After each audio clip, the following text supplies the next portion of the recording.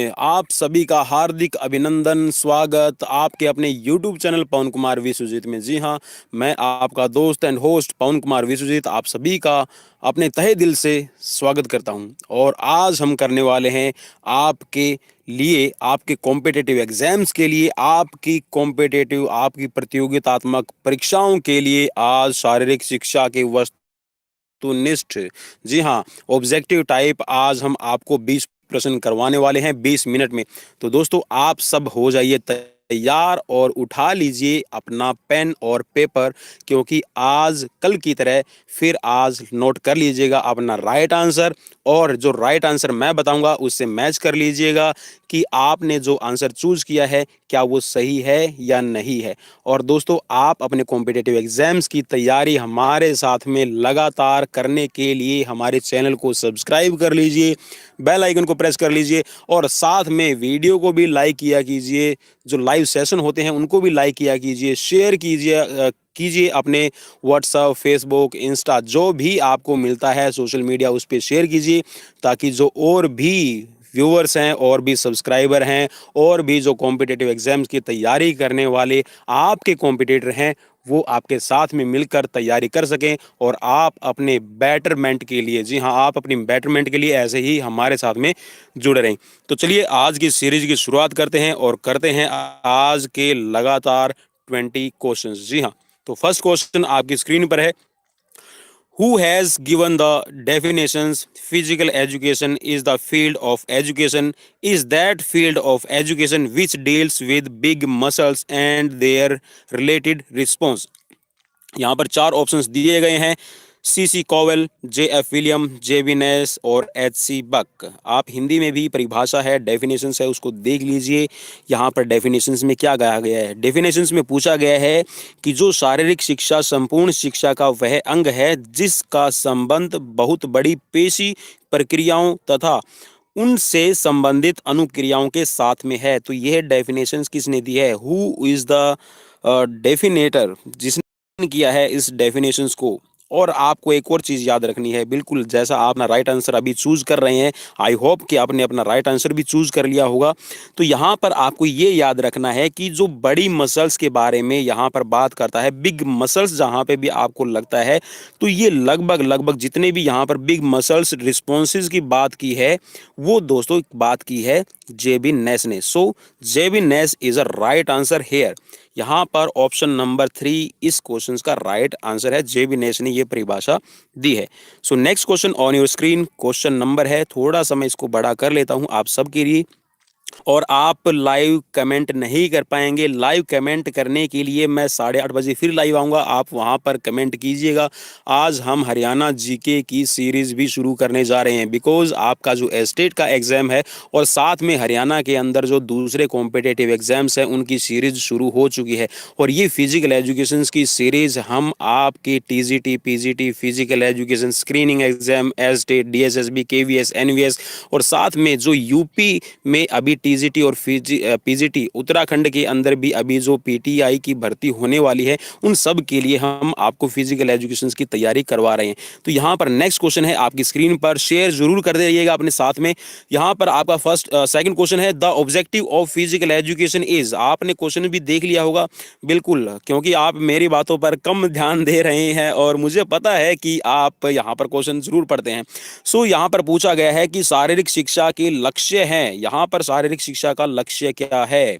Development of sports, improvement of fitness, longevity और वोल्सम development of personality. खेलों का विकास, स्वास्थ्य का सुधार, दीर्घायु, व्यक्तित्व का संपूर्ण विकास। आई होप कि आपने अपना राइट आंसर चूज कर लिया है। So right answer I am just telling you, right answer here is option number 4, व्यक्तित्व का संपूर्ण विकास, all round development of human beings. व्यक्ति के व्यक्तित्व का संपूर्ण विकास मीन्स जो आपकी पर्सनैलिटी है उसका संपूर्ण विकास। और पर्सनैलिटी के जो डायमेंशन होती है उसमें आपकी फिजिकल फिटनेस, आपकी इमोशनल डेवलपमेंट, आपकी मेंटल डेवलपमेंट, सोशल डेवलपमेंट और आपकी जो स्पिरिचुअल डेवलपमेंट्स, आपकी जो फिटनेस है वो सभी इसमें इंक्लूड होती है। सो next question on your screen, question number here is 3 number questions on your screen. Number है 3, which is the common objective of education and physical education. यहाँ पर इसमें ये पूछा गया है कि शारीरिक शिक्षा और शिक्षा का साझा लक्ष्य क्या है। What is the aim of the education and physical education? What is the common objective? So here is four option on your screen: neuromuscular development, physical development, development of sports और mental development। तो यहाँ पर शारीरिक शिक्षा और शिक्षा का साझा लक्ष्य क्या है? आपने अपना आंसर आई होप कि चुन लिया है। So right answer I am just telling you because time up. So right answer here is मानसिक विकास। जी हाँ, शिक्षा और आपका जो शारीरिक शिक्षा है, फिजिकल एजुकेशन और एजुकेशन का जो कॉमन ऑब्जेक्टिव है, तो ये बनता है आपका mental development. So next question on your screen, question number है आपका यहाँ पर 4 नंबर क्वेश्चन है। The need of physical education is, शारीरिक शिक्षा की आवश्यकता है, वो क्या आवश्यकता है? आप यहाँ पर बता सकते हैं कि शारीरिक शिक्षा की क्या आवश्यकता है। Improve general fitness of people, understand human relationship, preserve neutral resources और अंडरस्टैंडिंग हेरिडिटी एंड एनवायरमेंट्स। लोगों के आम स्वास्थ्य में सुधार, मनुष्य के संबंधों का समझना, प्राकृतिक संपदा को बचाना, आनुवंशिक तथा वातावरण को समझना। तो राइट आंसर क्या है? चलिए, जैसे मैं क्वेश्चन पढ़ रहा हूं, मैं उम्मीद कर रहा हूं कि आप सभी अपना जो राइट आंसर है वो चूज कर लेते हैं। So right answer I am just telling, so right answer here is option number first. जी हाँ, जो आपकी जनरल फिटनेस है उसको इम्प्रूव करना ही यहाँ पर आपके शारीरिक शिक्षा की नीड है, आवश्यकता है। सो next question on your screen, question number here is question number 5th। The misconceptions of physical education is that, four options on your screen, it deals with physical education development, doing exercise in physical education, it deals with social development, it deals with mental development। शारीरिक शिक्षा के बारे में जो सबसे प्रचलित आपको गलत अवधारणा लगती है, धारणा है, वो कौन सी है? यहाँ पर ये पूछा गया है। तो यहाँ पर 4 ऑप्शंस आपकी स्क्रीन पर हैं। यह शारीरिक शिक्षा विकास से संबंध रखती है, व्यायाम की शारीरिक शिक्षा है, या फिर यह सामाजिक विकास से संबंधित है, यह मानसिक विकास से संबंधित है। तो चलिए, बिल्कुल आपने अपना राइट आंसर चुन लिया है। So right answer also I am just telling you, right answer here is option number, जी हाँ, बिल्कुल आपने सही चुन लिया है। ऑप्शन नंबर है यहाँ पर आपका, व्यायाम ही शारीरिक शिक्षा है। फिजिकल एजुकेशन और doing exercise is physical education, ये एक गलत अवधारणा है। मैं आप सभी को बताना चाहूँगा कि शारीरिक शिक्षा का मतलब सिर्फ व्यायाम करना ही नहीं है। शारीरिक शिक्षा का मतलब है कि आपके पर्सनैलिटी के, आपके व्यक्तित्व के जितने भी पहलू है, जितने भी आपके आयाम है, उन सभी डायमेंशंस को डेवलप करना, विकसित करना ही फिजिकल एजुकेशन का एम है, लक्ष्य है। Next question on your screen, question number here is 6th number question है आपकी स्क्रीन पर, देख लीजिए। फिजिकल एजुकेशन डील्स विद, शारीरिक शिक्षा का संबंध है health education, science education, adult education, education for all. स्वास्थ्य शिक्षा, विज्ञान शिक्षा, प्रौढ़ शिक्षा, या फिर सभी के लिए शिक्षा। यहाँ पर शिक्षा का संबंध किससे है आपको बताना है। चलिए, राइट आंसर आपने चूज कर लिया है। So right answer here is, right answer है आपका ऑप्शन नंबर फर्स्ट। जी हाँ, जो आपकी स्वास्थ्य शिक्षा है उसका सीधा संबंध आपकी शारीरिक शिक्षा से है, या फिर आप ये कह सकते हैं कि जो शारीरिक शिक्षा का संबंध है वो आपकी हेल्थ एजुकेशन से है। नेक्स्ट क्वेश्चन आपकी स्क्रीन पर आ रहा है। नेक्स्ट क्वेश्चन है, physical education is important because, शारीरिक स्वास्थ्य महत्वपूर्ण है, शारीरिक शिक्षा महत्वपूर्ण है क्योंकि यह सकारात्मक सोच के लिए सहायक है, यह भाईचारा बढ़ाने में सहायक है, यह अमीर जीवन बिताने में सहायक है, या फिर यह गुणात्मक जीवन बिताने के लिए सहायक है। It helps to think positively, it helps to promote brotherhood, it helps to lead a healthy life, और it helps to lead a quality. So what is the right answer here? सही उत्तर चुन लीजिए और मैं जैसा क्वेश्चंस है उनको हिंदी और इंग्लिश में इसलिए पढ़ रहा हूँ कि जो भी व्यूअर्स है उनको प्रॉब्लम ना हो।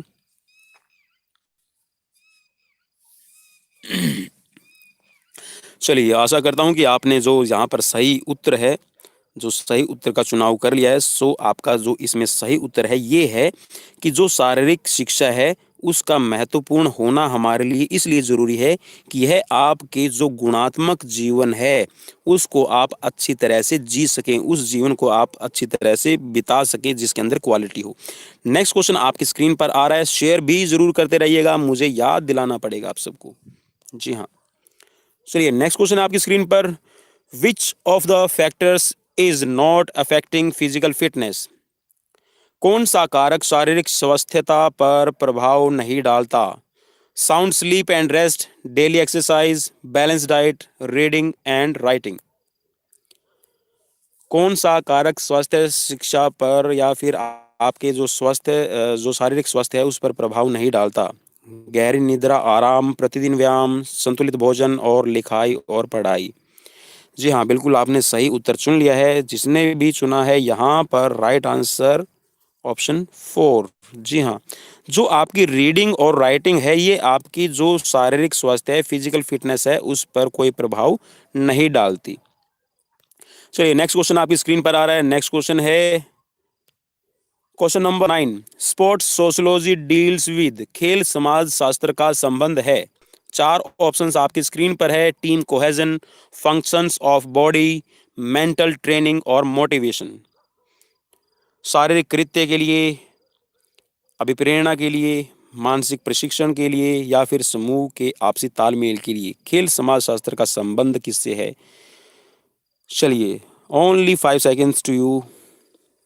चलिए, यहाँ पर आपका समय होता है अब समाप्त और यहाँ पर इसका राइट आंसर है option number first.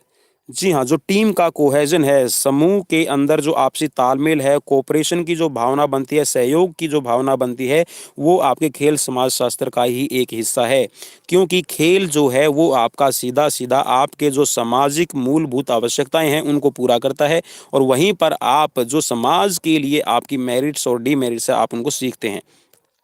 Next question आपकी स्क्रीन पर है। नेक्स्ट क्वेश्चन है यहाँ पर आप सब के लिए question number 10, which one of the following does not contribute to the development of physical education and wellness? निम्नलिखित में से कौन शारीरिक दक्षता एवं स्वस्थता के विकास में सहयोग नहीं करता? सहयोग नहीं करता, आपको ये चुनना है कि यहाँ पर ऐसा कौन सा एक कारक है या फिर कौन सा वह यहाँ पर ऑप्शन सही है जो आपकी शारीरिक दक्षता और स्वस्थता के विकास में सहायता नहीं करता, सहयोग नहीं करता। Daily regular exercise, playing games and sports, reading and writing about physical education, doing yoga exercise. प्रतिदिन व्यायाम करना, खेल खेलना, शारीरिक शिक्षा के विषय में पढ़ना एवं लिखना और योग व्यायाम करना। जी हाँ, बिल्कुल आपने सही उत्तर चुन लिया है। मुझे पता है कि मेरे व्यूअर्स बिल्कुल राइट आंसर पर क्लिक करते हैं। So right answer here is reading and writing about the physical education. ये आपकी शारीरिक दक्षता और स्वस्थता में जो आपका विकास है उसमें सहयोग नहीं करता। देखिए, जब आपकी फिजिकल फिटनेस बनती है तो वो आपकी बनती है प्रतिदिन व्यायाम करने से, खेल खेलने से और जो आप योग की एक्सरसाइज है, योगासन है, उनको करने से। सो नेक्स्ट क्वेश्चन आपकी स्क्रीन पर है, क्वेश्चन नंबर है 11, the important of wellness is, स्वस्थता का महत्व है। स्वस्थ जो है आपका, जो स्वस्थता है, योग्यता है, सुयोग्यता बोल देते हैं वैसे। वेलनेस का जो पूरा अगर सही देखें तो ये बनता है सुयोग्यता। तो सुयोग्यता आपके लिए ज़रूरी है। क्यों ज़रूरी है आपको ये बताना है। 4 ऑप्शंस आपकी स्क्रीन पर है, हिंदी और इंग्लिश दोनों ही वर्जन आपके यहाँ पर उपलब्ध हैं। It helps to lead a quality life, it helps to extend cooperations to other, it helps to satisfy your need, it helps to inculcate good habits. यह अच्छे जीवन जीने में सहायक है, यह दूसरों से मेल मिलाप बढ़ाने में सहायक है, यह आपकी आवश्यकताओं को पूरा करने में सहायक है, या फिर यह अच्छी आदतें अंतर्निवेश करने में सहायक है। चलिए, राइट आंसर, आई होप कि आपने चुन लिया है। सो राइट आंसर है आपका, जी हाँ, बिल्कुल सही आपने चुना है। It helps to lead a quality life. यह एक अच्छा जीवन यापन करने में बहुत सहायक है, आपकी सुयोग्यता वेलनेस। सो नेक्स्ट क्वेश्चन आपकी स्क्रीन पर है। क्वेश्चन नंबर है आपकी स्क्रीन पर 12 number. Which of the following is our cultural heritage? निम्नलिखित में से कौन सी हमारी सांस्कृतिक धरोहर है? Education, sports, love and affection, respect of elder. हमारी सांस्कृतिक धरोहर कौन सी है? शिक्षा, खेल, प्यार तथा स्नेह, बड़ों का आदर, या फिर Pawan Kumar Vishwajeet, like share follow and subscribe us on Facebook page and YouTube. जी हाँ, इनमें से कौन सा ऑप्शन सही है आपको चुनना है। चलिए, आई am just telling you right answer. Right answer मैं आप सबको बता रहा हूँ, ये है आपका खेल। जी हाँ, जो आपके कल्चर होता है, कल्चर में जो आपके गेम्स होते हैं, आपके जो नॉर्मल आपके आसपास आपकी संस्कृति में खेले जाते हैं, या फिर जो आपकी सांस्कृतिक धरोहर हैं, वो आपके खेल होते हैं। So next question on your screen, question number है यहाँ पर आप सबके लिए 13। Kinesiology is a study of human motion, motor movement, physical fitness, anthropology. Kinesiology का अध्ययन से संबंध है। किन्जियोलॉजी किसका अध्ययन है आप ये बता सकते हैं? मानव क्रियाओं से, मोटर क्रियाओं से, शारीरिक स्वस्थता से, या फिर मानव कार विज्ञान। एंथ्रोपोलॉजी किससे होगा किन्जियोलॉजी का संबंध? चलिए, यहाँ पर आप दो ऑप्शंस पे शायद कंसंट्रेट कर रहे हो। अब इन दो ऑप्शंस में फर्स्ट और सेकंड में कौन सा है आपको ये चुनना है। आई होप कि आपने सही आंसर चुन लिया है। तो जो आपकी किन्जियोलॉजी है, ये है आपकी मानव क्रियाओं का अध्ययन। जो ह्यूमन बॉडी में जितनी भी आपकी मूवमेंट्स होती है, जो आप एक्टिविटी परफॉर्म करते हैं, उनका संबंध होता है आपकी किन्जियोलॉजी से। किन्जियोलॉजी में आपकी जितनी भी मूवमेंट्स होती है, उनका अध्ययन किया जाता है। सो नेक्स्ट क्वेश्चन आपकी स्क्रीन पर है। क्वेश्चन नंबर है 14। Third law of motion is also called. चलिए, यहाँ पर जो लॉ के मोशंस हैं, जो मोशंस के लॉ है, नियम है, तो जो तीसरा नियम है वो कौन सा है आपको ये बताना है। Law of inertia, law of acceleration, law of action and reaction, या फिर लॉ ऑफ स्पीड। गति के तीसरे नियम को ऐसे भी जानते हैं: जड़ता का नियम, गति वृद्धि का नियम, क्रिया और प्रतिक्रिया का नियम, गति का नियम। चलिए, बिल्कुल इजी क्वेश्चन था और आपने चुन लिया है। ये हम 6th क्लास से ही पढ़ना शुरू कर देते हैं। तो यहाँ पर बिल्कुल, अगर आप किसी को जैसा करेंगे तो वैसा ही हो जाएगा। मीन्स जैसा आप प्रतिक्रिया देंगे वैसी ही क्रिया होगी। जी हाँ, law of action and reaction is a third law of motion. So next question भी इसी से रिलेटेड है, आपकी मोशन से related. Who was the exponents of law of motion? गति के नियम का प्रतिपादक कौन है? गति के जो नियम हैं वो किसने दिए हैं? अरिस्टोटल मीन्स अरस्तु, न्यूटन, जेबिनेस, या फिर गैलीलियो। चलिए, किसने दिया है आपके गति के नियम? कौन है इनका फाउंडर? बताइए जल्दी से जल्दी। बिल्कुल आपने सही उत्तर चुन लिया है। बिल्कुल इजी क्वेश्चन था। तो यहाँ पर इसका सही उत्तर है न्यूटन। नेक्स्ट क्वेश्चन आपकी स्क्रीन पर है। क्वेश्चन नंबर है आपके लिए, आपकी बायोमैकेनिक्स से जुड़ा हुआ है। Second class lever has, lever के 3 टाइप होते हैं, और उनमें से यहाँ पर यह पूछा है कि जो सेकंड टाइप का लीवर है, सेकंड क्लास लीवर है, उसके बारे में क्या सही है आपको ये बताना है। Fulcrum is in between force and resistance, Force is in between fulcrum and resistance. Resistance is in between fulcrum and force. और ऑप्शन नंबर फोर्थ है इट इज विदाउट फल्क्रम। दूसरी श्रेणी के लीवर में होता है, दूसरी श्रेणी का लीवर, बिल्कुल। आपने नींबू तो बहुत निचोड़े होंगे, जी हाँ, नींबू बहुत निचोड़े होंगे। नींबू को निचोड़ने के लिए, नींबू को, लेमन को स्क्वीज करने के लिए एक, बिल्कुल एक लकड़ी का एक ऑब्जेक्ट बनाया हुआ होता है जिससे आप नींबू को निचोड़ते हैं। So that is the example of second class lever. बिल्कुल आप समझ गए होंगे। So I am just telling you right answer. Right answer है आपका थर्ड नंबर। जो प्रतिरोध होता है वो आपका आधार और बल के बीच में होता है। चलिए मैं इसको बनाकर आपको समझा देता हूँ, थोड़ा सा टाइम लगेगा। देखिए ये आपका फलक्रम है, फलक्रम मीन्स आपका एक्सिस, और ये आपकी छड़ हो गई, ठीक है। यहाँ पर आपका बल लगा, यहाँ पर आपकी फोर्स अप्लाई हो रही है, तो रेजिस्टेंस, जो रेजिस्टेंस है वो यहाँ होगा। तो आप इसको ऐसे बना सकते हैं, मैं आपको बनाकर बता देता हूँ। चलिए, ये नींबू निचोड़ने के लिए आपने एक ऑब्जेक्ट तैयार कर दिया है, और यहाँ पर आपका इसमें नींबू रखा जाएगा। यहाँ पर नींबू रखा है, ठीक है। नींबू लिख देता हूँ मैं आपको ताकि समझ में आ जाए कैसे बनेगा।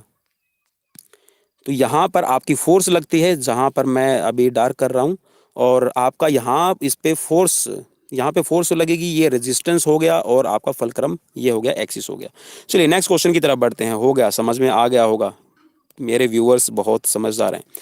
चलिए नेक्स्ट क्वेश्चन है, the majority of lever in human body are. मनुष्य के शरीर में अधिकतम उत्तोलक, जी हाँ, जो लीवर की श्रेणी होती है वो कौन सी होती है। मनुष्य के अंदर जो मांसपेशियां हैं, जो हड्डियां हैं, वो मिलकर कौन सी तरह का लीवर अधिकतम बॉडी में होता है। First class lever, second class liver, third class lever, fourth class lever तो होता ही नहीं है। तो आप इसमें बता सकते हैं कि तीन लीवर में से फर्स्ट क्लास, सेकंड क्लास और थर्ड क्लास लीवर में से कौन सा ज्यादा बॉडी में पाया जाता है। बिल्कुल बिल्कुल बिल्कुल, आपने सही चुन लिया है। चलिए, बिल्कुल आपके घरेलू घरेलू एग्जाम्पल जितना भी होता है ना, जो आपके नियर बाय एग्जाम्पल हो, जिसको आप रेगुलर देखते हैं, तो वो आपको समझ में आ जाता है। चलिए, चूल्हा और चौका, सबके घर में चूल्हे पर काम होता है। चलिए, गैस पर भी काम करते हैं, तो आप चिमटा यूज़ करते हैं। मैं एग्जाम्पल बता रहा हूँ, चिमटा is a third type of lever. जी हाँ, बिल्कुल आप समझ गए हैं। तो जो चिमटा होता है वो आपका थर्ड टाइप लीवर होता है, और हमारी ह्यूमन बॉडी में भी थर्ड टाइप लीवर की मेजोरिटी सबसे ज़्यादा रहती है।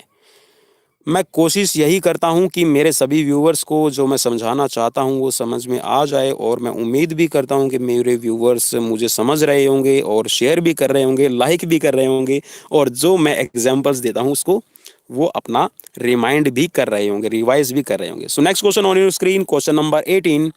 First class lever is capable for magnifying only force, only speed, only strength, force and speed both. प्रथम श्रेणी का उत्तोलक बढ़ाने के योग्य है। वो क्या बढ़ाने के योग्य है प्रथम श्रेणी का उत्तोलक जो फर्स्ट क्लास लीवर होता है, आपको ये बताना है। केवल बल को बढ़ाता है, केवल गति को बढ़ाता है, केवल गति केवल शक्ति को बढ़ाता है, या फिर बल तथा गति दोनों को बढ़ाता है। चलिए, बिल्कुल आपके पास में 5 सेकंड है। जी हाँ, only 5 seconds is a game. सिर्फ 5 सेकंड का खेल है। बिल्कुल आपके 5 सेकंड होते कंप्लीट, और आपने सही उत्तर चुन लिया है, आशा करता हूँ। चलिए देखते हैं आज किसका स्कोर हमें कमेंट में देखने को मिलेगा। कौन हमें अपना स्कोर कमेंट में बताएगा कितना स्कोर रहा। चलिए देखते हैं, कंपटीशन हो जाए। तो यहाँ पर जो इसका सही उत्तर है ये है, आपका बल तथा गति दोनों को बढ़ाने में आपका फर्स्ट क्लास लीवर है वो आपकी सहायता करता है। नेक्स्ट क्वेश्चन है आपकी स्क्रीन पर, क्वेश्चन नंबर है, जी बिल्कुल, क्वेश्चन नंबर है यहाँ पर आप सबके लिए 19 नंबर क्वेश्चन है। सो 19 नंबर क्वेश्चन में पूछा गया है, इक्विलिब्रियम डिपेंड्स, संतुलन निर्भर करता है, किस पे निर्भर करता है आपको ये बताना है। So I am just telling you the right answer before. तो यहाँ पर 4 ऑप्शंस आपकी स्क्रीन पर हैं। Wider base of the object, more height of the object, longer weight, of the object और narrow base and light weight. तो जो संतुलन है, सबसे ज्यादा संतुलन किस विशेषता पर निर्भर करता है, आपको ये बताना है। वस्तु के चौड़े आधार पर, वस्तु की अधिक ऊंचाई पर, वस्तु के हल्केपन पर, वस्तु के तंग आधार तथा हल्केपन पर। चलिए, आप अपना मोबाइल जो है उसको आप स्ट्रेट पोजीशन में रख लीजिए, आप उसको पोर्ट्रेट में रखिए। पोर्ट्रेट में रखेंगे तो गिर जाएगा, इट मीन्स कि जो उसका बेस है कम है। आप उसको लैंडस्केप में खड़ा करने की कोशिश कीजिए तो भी उसका बेस है वो कम रहेगा। जी हाँ, आप मोबाइल को बिल्कुल लेइंग पोजीशन में डाल दीजिए, उसका बेस बढ़ जाएगा और इक्विलिब्रियम मीन्स जो उसका संतुलन है वो बन जाएगा। अब आप बोलोगे सर हमारे पास में तो हमने स्टैंड यूज कर रखा है, मोबाइल गिरने ही नहीं देंगे। चलिए, अच्छी बात है, स्टैंड आपने यूज कर लिया तो भी जो मोबाइल का बेस है, जो आप किसी वस्तु का बेस है वो बढ़ा देते हैं तो उसका इक्विलिब्रियम, उसका जो संतुलन है वो सामान्य हो जाता है और वस्तु कभी भी नहीं गिरती। जितनी हल्की होगी और हाइट जिसकी ज्यादा ऊंची होगी, हाइटेड होगा, तो उसकी जो बेस है अगर कम है तो उसका इक्विलिब्रियम अनबैलेंस्ड हो जाएगा, असंतुलन ज्यादा रहेगा। सो नेक्स्ट क्वेश्चन आपकी स्क्रीन पर आ रहा है। नेक्स्ट क्वेश्चन है आज का, जी हाँ, last question on your screen. So last question है आप सब के लिए। चलिए, इसके नीचे छुप जाएगा, चलिए कोशिश करूंगा कि ना छुपे। क्वेश्चन है यहाँ पर, क्वेश्चन नंबर 20 है, kyphosis deformity is also called. Kyphosis विरूपता एक फिजिकल डिफॉर्मिटी है, इसको ऐसे भी कहते हैं, इसको दूसरे किस नाम से जानते हैं, आपको ये बताना है। काइफोसिस को दूसरे किस नाम से जानते हैं? Hollow back, round back, lateral back, back curve. कंधे पीछे, कमर आगे दबी हुई, गोल कमर, कमर एक और झुकी हुई, या फिर कमर पीछे झुकी हुई। बिल्कुल चुन लीजिए अपना राइट आंसर, कोई जल्दी नहीं है और हमारे जो क्वेश्चंस है वो यहाँ पर कंप्लीट हो चुके हैं।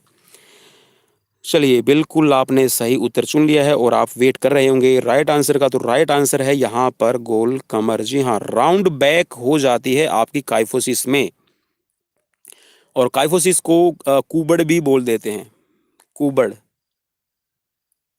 चलिए, तो ये थे आज के क्वेश्चंस, आपको कैसे लगे आप हमें कमेंट बॉक्स में कमेंट करके ज़रूर बताइएगा।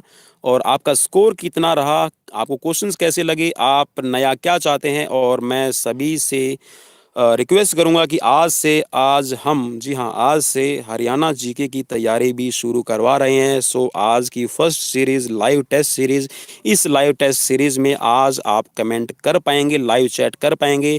और लाइव चैट का मैं ऑप्शन इसलिए बंद रखता हूं, कल मेरे पास में क्वेरीज भी आ रही थी कि सर आपने लाइव चैट ऑप्शन बंद क्यों कर रखा है। देखिए, मैं जो भी क्लासेस लेता हूं, मैं जो भी क्लासेस ऑन करता हूं, लाइव सेशन चलता है वो मोबाइल से चलता है। तो जब भी मैं स्क्रीन ऑन करता हूं तो जो भी स्क्रीन पर आएगा वो कैप्चर हो जाता है, स्क्रीन उसको एज इट इज जो यूट्यूब है वो आगे भेज देता है। So that's why I am not open the live chat option. Live chat option मैं सिर्फ अभी जो सेकंड सेशन आ रहा है अभी हरियाणा जीके से रिलेटेड, उसमें ओपन करूंगा।